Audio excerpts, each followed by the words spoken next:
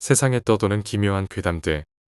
첫 번째 이야기. 수십 년 전 장례식장에서 알 수 없는 존재를 느꼈다. 내가 처음 그런 존재를 느낀 것은 초등학교 6학년 때다. 아버지 직업으로 병원 사택에서 살던 나는 동네 골목대장이었고 대부분 어른들이 저녁 예배를 드리고 있던 그날은 금요일이었다. 벌써 수십 년이나 흘렀지만 잊혀지지 않는다. 한창 서울올림픽이 성황을 이루던 어느 날 저녁 예배 시간이었다. 동네의 대부분 어른들과 아이들은 병원에 딸린 교회를 다녔었고 나 또한 그랬다. 그날은 이상하게 어린이 예배가 일찍 끝나게 되었고 담당하시던 집사님도 바로 어른 예배로 직행하셨다. 보통은 애들도 참가하였는데 그때 서울에서 유명한 목사님이 오는 바람에 떠들면 안 되니깐 그냥 집에 가라고 하였다. 그때가 저녁 8시쯤이었나. 집에 가려던 애들을 내가 집합시켰다. 애들아 한번 모여봐라. 그냥 집에 가기 심심하잖냐. 내 친구들과 동생들을 합치니 얼추 10명은 넘는다. 오늘 아침에 발인해서 장례식장에 아무도 없잖냐. 거기 한번 누가 혼자 가보자. 다른 장례식장은 병원 지하에 있었지만 병원 후문 쪽 영안실 바로 옆 가건물에 조악한 장례식장이 있었고 주로 어려운 분들이 이용하는 시설이었다. 병원 후문 쪽에는 산이 떡하니 있고 오솔길 하나밖에 없어. 가끔 병원 야유회를 갈 때만 철문을 열었다. 하지만 낮에도 햇빛이 잘 안 들고 고인을 안치하는 냉동창고만 있던 곳이라 낮에도 애들이 절대 가지 않는 곳이었다. 거기에 내가 국민학교 4학년 때 동네 형이 갑자기 실종되는 사건이 있었고 다음날 아침에 시체를 안치하는 냉동창고 안에서 기절한 채 발견되었다. 그 형은 이후로 정신이 약간 이상해져서 식구들이랑 이사를 갔었던 에피소드가 있던 곳이었다. 매주 말마다 형님 집에서 비디오를 봤던 나로서도 형이 우리가 보는 앞에서 웃으면서 침을 흘리던 모습은 잊을 수가 없었다. 그런데 거길 가자고 하다니 그것도 혼자. 나 또한 설마 이 많은 인간들 중에 내가 걸리겠나 싶어서 호기를 부렸던 거였지만 쫄기는 했었다. 뻔한 스토리겠지만 십수명의 애들이 나눠서 가위바위보를 하였고 어이없게도 내가 걸리게 되었다. 다들 골목대장인 내가 걸리니 안도하는 분위기였다. 쪽팔리게 안 갈 수도 없고 나는 가야만 했다. 애들은 병원 건물 코너에 옹기종기 모여 내가 가는 모습을 보기로 하였고 그래도 내 친구들은 의리가 있어 중간까지만 같이 가기로 하였다. 그 장례식장으로 가는 길은 수십 년이 지났지만 가끔 무서운 꿈을 꿀 때 항상 제일 처음 등장할 정도로 지금도 잊혀지지가 않는다. 초가을 스산한 바람이 불면 후문 뒤쪽의 산에 많은 나무들이 요상한 소리를 냈던 기억이 있다. 그런 그로테스크한 상황에서 거의 반쯤 눈을 감고 직진만 하다가 어디쯤 왔나 눈을 떠보니 냉동창고 앞이다. 항상 잠겨져 있어야 할 냉동창고의 철문이 누가 실수했는지 약간 열려있고 자물쇠도 보이지 않는다. 그 자리에서 경직되어 버렸고 철문 사이 틈으로 왠지 누가 있을 것 같은 느낌이 드니 다리에 힘이 풀리고 식은땀이 줄줄 흘렀다. 5미터만 더 가면 장례식을 치르는 방이 바로 보일 터였다. 눈을 질끈 감고 걷고 있는데 순간 뭔가가 느껴지는 듯 했다. 눈을 떠서 주위를 보니 영정사진이 걸려있는 방 안에 어느 아주머니가 촛불 하나 켜놓고 저라는 포즈로 엎드려 있는 게 아닌가. 맥이 탁 풀리고 후문 가는 길 중간쯤에 후달거리면서 날 지켜보던 친구놈들에게 여기에 사람이 있어. 쫄지 말고 와봐 라고 말했다. 오늘 아침 발인해서 지금 아무도 없는데. 뭔 개소리여? 장난해. 그럼 지금 내가 봤던 저 아주머니는 뭐였지? 방 안에 촛불만 켜져 있고 아무도 없이 텅 비어 있다. 어린 심장이 요동치기 시작한다. 빨리 뒤돌아서 뛰라고 하면 외에선 명령을 내리는데 발이 떨어지지 않는다. 그 순간 눈에 들어온 건 옆쪽 5미터쯤에 반쯤 열려져 있던 냉동창고 철문의 문틈 사이로 날 쳐다보고 있는 사람의 두 눈이 보였다. 숨이 탁 막히면서 소변을 지렸다. 뜨뜻한 기운이 가랑이 사이로 퍼지고 있었다. 아까 그 아주머니는 어디 계시지? 아주머니 저 좀 살려주세요. 옆 시체 안치소에 귀신이 있나봐요. 라며 중얼거리고 있는데 몇 분째 꼼짝없이 냉동창고만 바라보는 내가 이상했던지 친구 녀석이 다가와 내 손을 잡았다. 친구가 왔다는 안도감에 긴장이 풀렸고 몇 분째 나와 눈을 맞췄던 눈깔도 없어졌다. 그 순간 내 친구 녀석은 그 와중에 갑자기 소리를 지르며 내 손을 내팽개치고 달아난다. 그런데 저놈이 갑자기 왜 저러지? 방 안에 누가 있나? 하고 고개를 들어 옆을 봤다. 아니, 보지 말았어야 했다. 촛불 켜진 장례식을 치르는 방 안에 아까 엎드려져 있던 아주머니가 목을 맨 듯 고개를 떨구고 시계추 마냥 사방으로 움직이고 있었다. 난 친구처럼 소리도 못 질렀다. 목에 탁 걸려 아까보다 더한 충격이 뇌에 가해져서 보통은 기절을 해야 하는데 골목대장으로 평상시에 겁이 별로 없었던 나는 그 와중에 살기 위해 찬송가를 불렀다. 대롱거리는 아주머니가 딱 멈춰서고 천장에서 뚝 하고 바닥으로 떨어지는 게 아닌가. 이젠 정말 죽나보다 라고 생각하며 정신줄을 놓으려는 순간 완두라는 내 친구의 절규에 가까운 소리에 다시 정신이 들었을 때는 몸은 친구들 쪽으로 향해 있고 고개는 방 안에서 친구들 쪽으로 돌리는 순간이었다.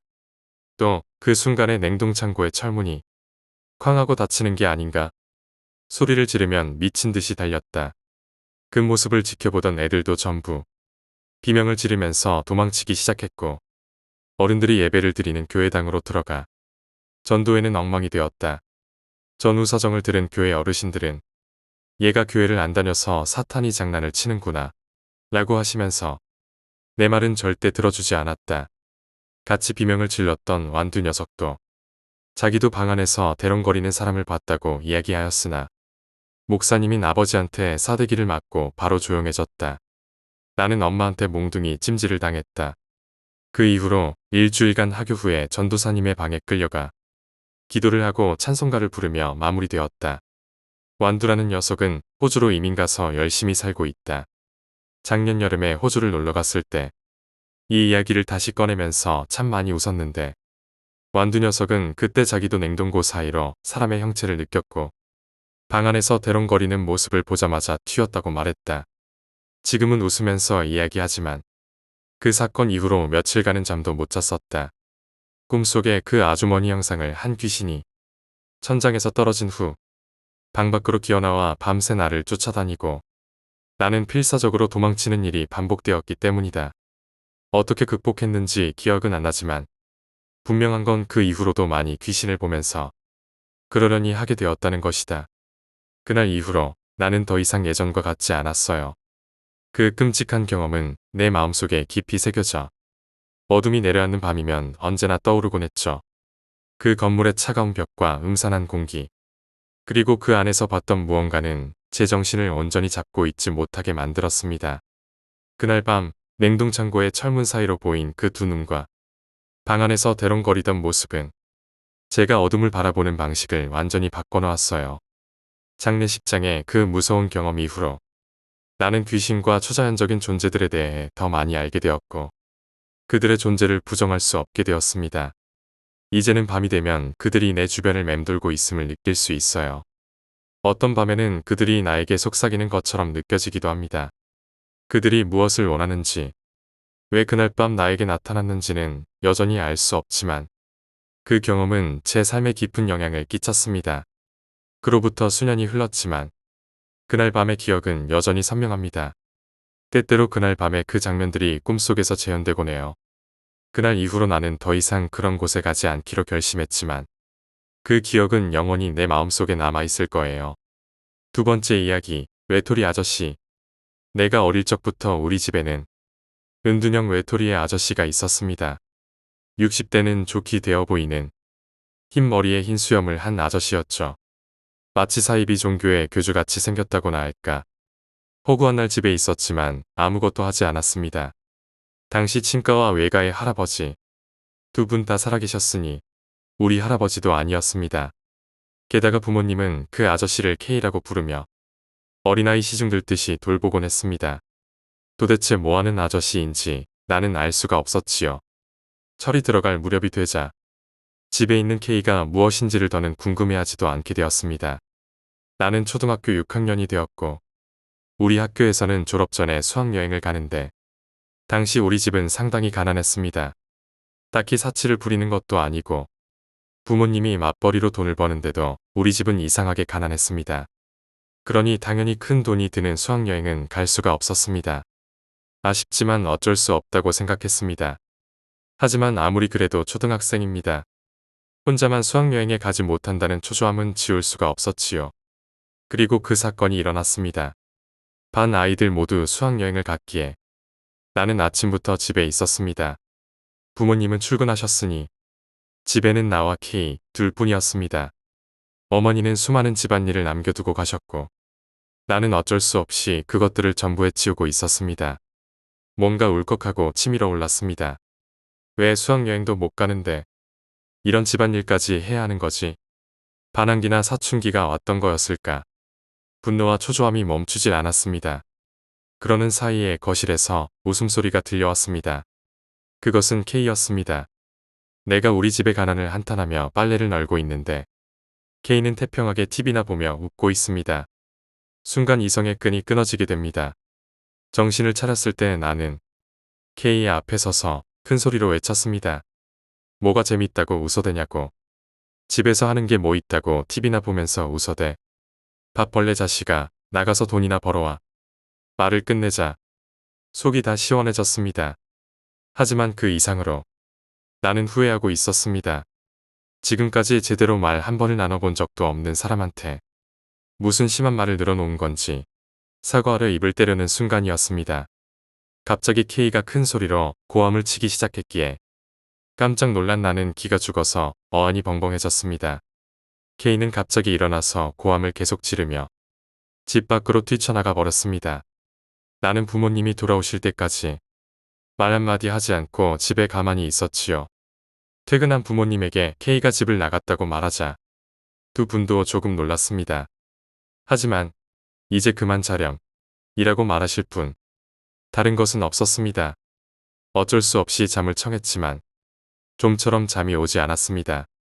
그 이후에 부모님은 K라는 이름을 입에 올리지 않았습니다. 그래서 나도 아무 일 없이 지나갑니다. 계속 집에 있던 아저씨가 사라졌는데도 우리 집은 일상적인 모습 그대로 돌아갔습니다. 다만 약간 바뀐 점이 있는데 끝도 없이 가난했던 우리 집이 유복하게 된 것입니다. K가 뛰쳐나간 뒤에는 맞벌이를 할 필요가 없었기에 어머니는 전업주부가 되셨습니다.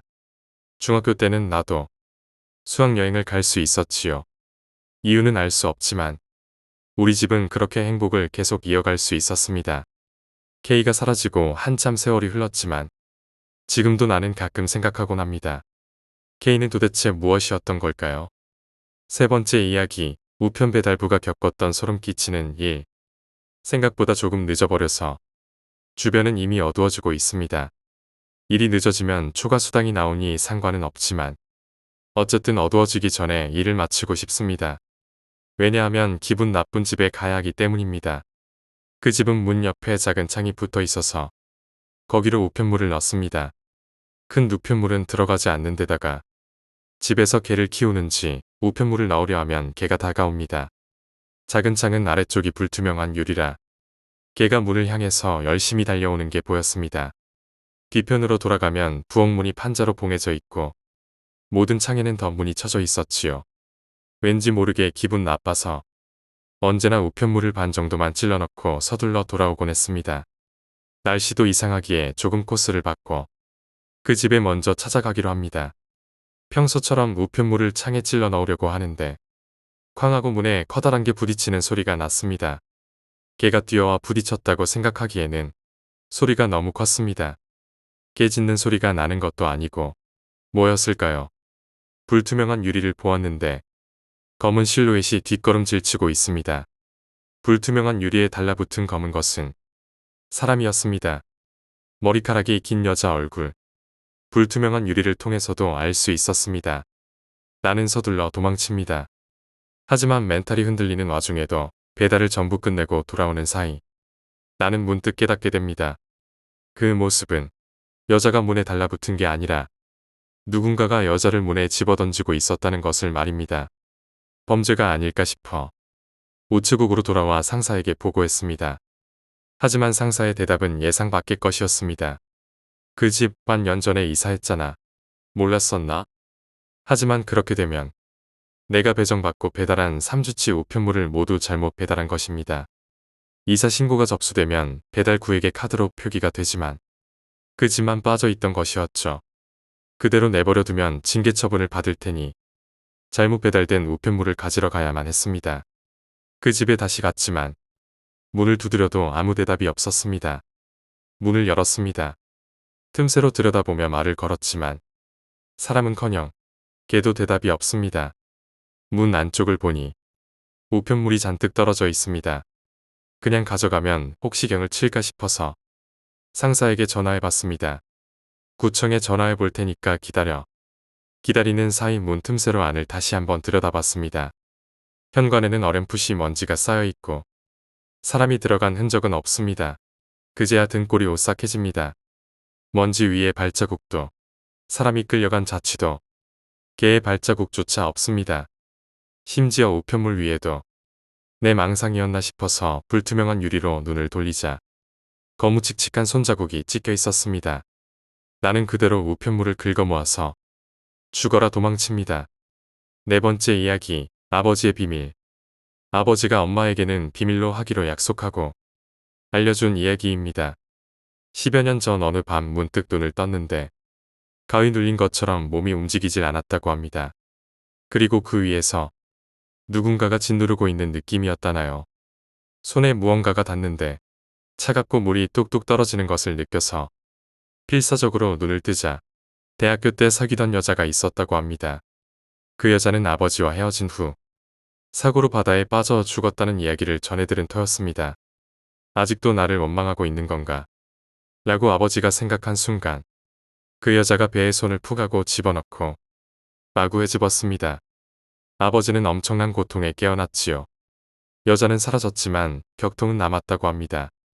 이튿날 아침이 되어서도 아픔은 사라지질 않았다고 합니다. 진통제를 먹어도 효과는 없었고 게다가 그 다음날도 또 그 다음날도 여자는 나타나서 뱃속에 손을 집어넣었습니다. 아버지는 고통과 수면 부족으로 일을 제대로 못하고 실수를 연발했다고 합니다. 결국에 상사가 잔뜩 화가 나서 당장 병원 갔다 와 라고 소리치는 바람에 마지못해 병원으로 향했다고 합니다. 아버지는 이전부터 허리 쪽이 안 좋았던 터라 일을 열심히 해서 요통이 심해진 거라 여겼습니다. 정형외과를 찾아가자 의사 역시 요통일 거라고 진단했지요. 마침 의사가 수다쟁이 할아버지였다고 합니다. 아버지는 이런저런 이야기를 늘어놓다 무심코 꿈일지도 모르는데 라며 이야기를 꺼냈습니다. 여자 귀신이 나와서 배를 마구 헤집어 놓은 뒤부터 통증이 심해졌다는 이야기를 말입니다. 그런 건 무슨 예고일 수도 있어요. 혹시 모르니까 배 쪽도 진단을 받아보세요. 의사의 말에 따르면 귀신 그 자체는 환각일 거라고 했습니다. 다만 그 환각은 스스로 만들어낸 것이니 자신의 배에 대한 아픔이나 불안이 무의식적인 형태로 나타났을 거라는 말이었죠. 아버지는 그 이야기가 그럴듯하다고 생각해 혹시 모른다는 생각에 내과를 찾아갔다고 합니다. 내과의 의사는 젊은 의사였고 이번에도 귀신을 봤다는 이야기를 늘어놓았습니다. 의사는 귀신이라는 말에 쓴웃음을 지으면서도 그럼 안심할 수 있도록 MRI를 찍어보시죠. 라고 권했습니다. MRI 촬영 결과 췌장에 확실치 않은 그림자가 보인다는 진단이 나왔습니다. 의사는 곧 제대로 진단할 수 있는 큰 병원을 소개해줬고 아버지는 그곳에서 췌장암 초기라는 진단을 받게 됩니다. 의사는 흥분해서 췌장암을 초기에 수술할 수 있다니 운이 정말 좋으신 겁니다. 라고 말했다고 합니다. 실제로 췌장암은 자각 증상이 없기 때문에 대부분의 경우에는 꽤 악화되고 나서야 발견된다고 합니다. 이 정도 초기 단계에서는 통증이 거의 없다시피 하기 때문에 정형외과 의사의 판단이 훌륭했다는 게 큰 병원 의사의 말이었죠. 결국 아버지는 전이도 없고 후유증도 없이 깨끗하게 암세포를 드러냈습니다. 주사는 매일같이 맞아야 하지만 그걸 빼면 지금까지도 건강하게 잘 살고 있습니다. 꿈에서 나왔던 예전에 사귀던 여자친구 귀신이 과연 아버지의 환각이었는지 병을 가져온 것인지 병이 있다고 알려준 것인지는 아무도 모를 일입니다. 하지만 일단 이 이야기는 어머니한테 평생 비밀로 해두라고 아버지에게 신신당부받았습니다. 다섯 번째 이야기, 한밤중의 여학생. 밤 11시쯤이었습니다. 친구들과 술을 마시고 살짝 취한 채로 집에 가는 중이었지요. 버스에서 내려서 아파트 입구를 지나 제가 살고 있는 아파트로 걸어갔습니다. 저는 주공 아파트에 사는데 저희 아파트는 B동이었고 입구가 좀 외진 곳에 있습니다. 가로등도 어둡고 뒤쪽에 산도 있는 곳입니다. 아무튼 입구로 걸어가는데 저랑 같은 버스에서 내렸던 두 명이 더 있었습니다. 한 명은 여자인데 교복을 입고 있어서 고등학생 같았고 한 명은 청년이었는데 노스페이스 저지에 흰색 운동화를 신은 것을 보고 운동 나온 사람이구나 싶었습니다. 술 기운도 있고 하다 보니 잘 몰랐는데 그 두 사람도 B동에 사는지 절 따라 걷고 있더군요. 그렇게 세 명이서 B동 입구에 도착했고 엘리베이터를 탔습니다. 엘리베이터 문은 바로 열렸고 저와 그 학생은 엘리베이터를 바로 탔는데 그 청년은 계단으로 올라갔습니다. 엘리베이터 안에서는 그 학생이 저를 좀 경계하는 것 같았습니다만 요즘 세상이 흉흉하니까 별 수 없다고 생각하고 있었죠. 여자애는 8층을 눌렀습니다. 저는 12층이었고요. 엘리베이터가 올라가는 동안 괜히 어린 여자의 눈치를 보는 게 싫었기에 구석에 기대서 노래를 듣고 있었습니다. 보통 엘리베이터가 서면 땡 하는 알람음이 들리고 문 앞에는 불이 켜집니다만 엘리베이터가 8층에 섰을 땐 앞에 불도 안 켜지더군요. 그냥 그러려니 하면서 이제 내리나 보다 하고 별 생각이 없었습니다. 8층은 불이 안 켜지니 어두웠고 여학생은 내리기 직전까지도 거울을 통해서 저를 째려보더군요. 그렇게 한번 눈초리를 맞고 그 여학생이 내리려는 순간에 뭔가 스쳤습니다. 가슴이 덜컥 내려앉으면서 소름이 확 올랐습니다. 나가려는 여학생의 가방을 본능적으로 잡아당기고 미친 듯이 닫힌 버튼을 눌렀습니다. 그 순간 저의 머릿속에는 제발 닫혀라 이 생각뿐. 엘리베이터가 닫히는 게 어찌나 느리던지 여학생은 심하게 당황했는지 소리도 지르려다 말고 굳은 채로 저를 미친놈 보듯이 쳐다봤습니다. 그렇게 문이 닫히고 엘리베이터는 제가 누른 12층을 향해서 올라가기 시작했지요. 그때가 되어서야 여학생에게 자초지종을 설명하게 됩니다. 8층에서 엘리베이터가 멈춘 순간 불이 켜지지 않은 아파트 복도에 엘리베이터 안에 불빛이 비춰졌는데 그 얕은 불빛에 비춰진 무언가가 엘리베이터 오른쪽 구석지에 있었던 제 위치에서 볼 수 있었습니다. 처음에 버스에서 같이 내린 그 청년. 저와 여학생이 엘리베이터를 탔을 때 계단으로 올라간 그 청년의 흰색 운동화가 조용히 서 있었던 것입니다. 어두컴컴한 복도에서 흰색의 운동화는 얕은 불빛에도 한눈에 보였고 저 사람이 왜 저기에 서 있을까 싶다가도 금세 등줄기에 소름이 돋아나더군요. 엘리베이터 문을 닫은 것은 왠지 모를 위험을 느꼈기 때문에 본능적으로 했던 행동이지만 문을 닫고 생각해보니 저희가 엘리베이터를 타고 올라오는 동안 그 청년은 계단을 미친 듯이 뛰어서 8층까지 올라왔다는 것입니다. 결국 이 학생을 저희 집 앞까지 데려와서 집으로 연락하게끔 달래고 경비실부터 경찰서까지 전화를 하며 난리를 피우고 나서야 저희 형까지 동반해서 여학생을 집으로 데려다 줬습니다. 당연히 저희 B동은 완전히 뒤집어졌습니다. 하지만 그 난리통에 사라졌는지 그 남자는 보이지 않았습니다. 좀도둑이었을지 아니면 살인마였는지 유영철이나 강호순 같은 범죄자 생각도 나고 여학생이 걱정되는 마음도 있지만 되려 제가 무서워져 몸이 들썩들썩 하더군요. 아무튼 그 일 이후로 저희 아파트 공동 출입문은 디지털 도어락으로 바뀌어서 카드키를 쓰게 되었습니다. 6번째 이야기, 이상한 생선을 먹고 일어났던 일. 낚시 동료이자 존경하는 인생 선배였던 K씨에게 들은 이야기입니다. K씨는 젊을 적에 어업 관련 회사를 경영하고 있었습니다. 어느 날 고기잡이를 나갔던 선장에게 연락이 왔다고 합니다. 이야기를 들어보니 승무원 Y가 비정상적인 방법으로 사망했다는 것이었죠. K씨는 무슨 일인지 묻고 싶은 마음을 꾹 참고 선장을 달랬습니다. 그리고 가까운 항구에 정박하도록 지시한 후에 그 항구로 달려갔다고 합니다. 항구에 도착하자 거기에는 눈을 감은 Y의 시체가 있었지요. 선상에서 사람이 죽었으니 경찰이 출동해 사정 청취를 하고 부검까지 이루어졌다고 합니다. 그 사이에 K씨는 선장에게 무슨 일이 있었는지 물었습니다. 선장의 증언은 이러했습니다. Y가 죽기 전날에 난생 처음 보는 생선이 잡혔다고 합니다. 새까맣고 번들번들해 아름다우면서도 무척 큰 생선이었습니다. 선장은 난생 처음 본 생선에 왠지 모를 꺼림칙함을 느꼈다고 합니다만, 그런데 갑자기 Y가 먹어보자 라며 그 검은 생선에게 달려들었다는 것입니다.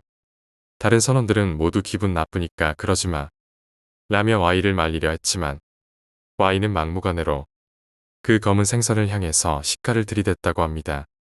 그 순간 생선에게서는 긁는 숨소리 같은 기분 나쁜 소리가 들려왔습니다.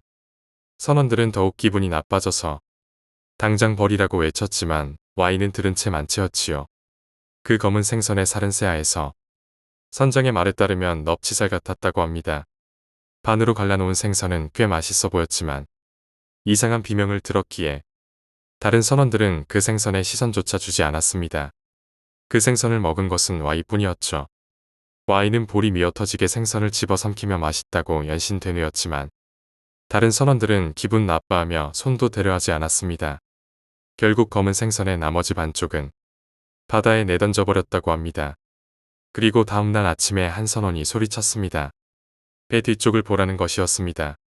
선장이 달려가서 배의 추진기 쪽을 보니 반만 남은 어제 그 생선이 배를 따라오고 있더라는 것이었죠.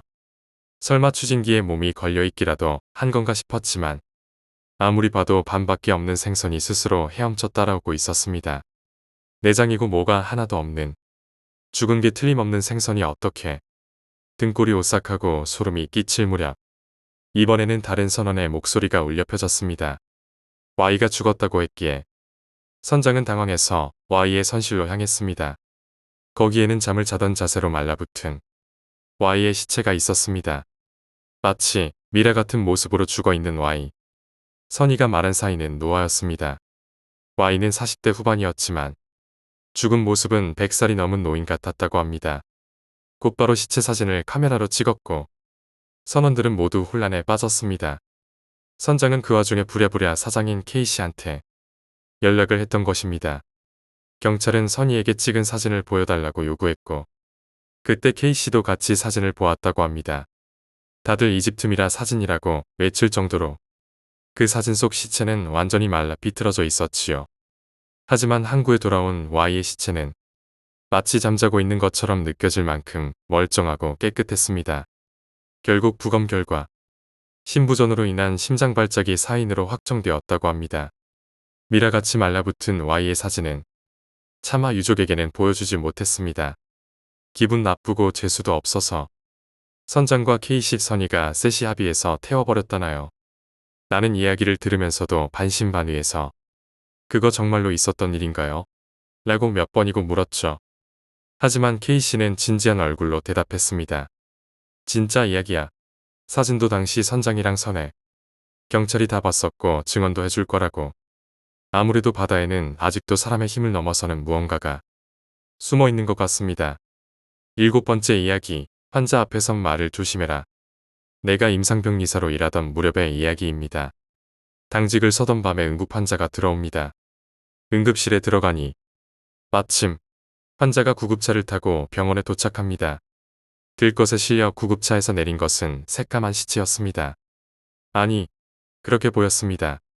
구급대원의 말에 따르면 교통사고를 냈던 운전자라고 합니다. 차에 불이 붙었는데 빠져나오지 못하고 안에 갇혀 있다가 구조된 환자였지요. 50대 남성이었습니다. 일단 살아는 있었지만 온몸에 심각한 화상을 입어 새까맸습니다. 살점이 타들어간 냄새가 자욱해 토할 것만 같았습니다. 전혀 움직이지도 않았습니다. 사망이 확정되는 건 시간 문제겠지. 다들 그렇게 생각하고 있었죠. 대단하네요. 심장이 아직도 뛰어요. 살아남긴 힘들어 보이는데 라고 구급대원은 말했습니다. 의사도 이거 참 심각하네 하고 말할 뿐 치료할 생각도 없는 듯 했습니다. 간호사도 벌벌 떨고 있었습니다. 나는 일단 검사를 할 준비에 들어갑니다. 기계가 있는 방에 들어가 준비를 하고 있자 곧 새까맣게 타버렸던 환자가 옮겨져 왔습니다. 검사를 하려 주사바늘을 찌를 생각으로 환자 팔을 잡고 혈관을 찾았지요. 하지만 표면이 쑥검정이라 어디에 혈관이 있는지 좀처럼 찾을 수가 없었습니다. 아, 이거 너무 심각해서 어딘지 아예 감이 안 오는데 그렇게 중얼대고 그나마 피부가 남아있는 곳을 찾으려 팔을 잡았습니다. 그 순간 환자가 말을 합니다.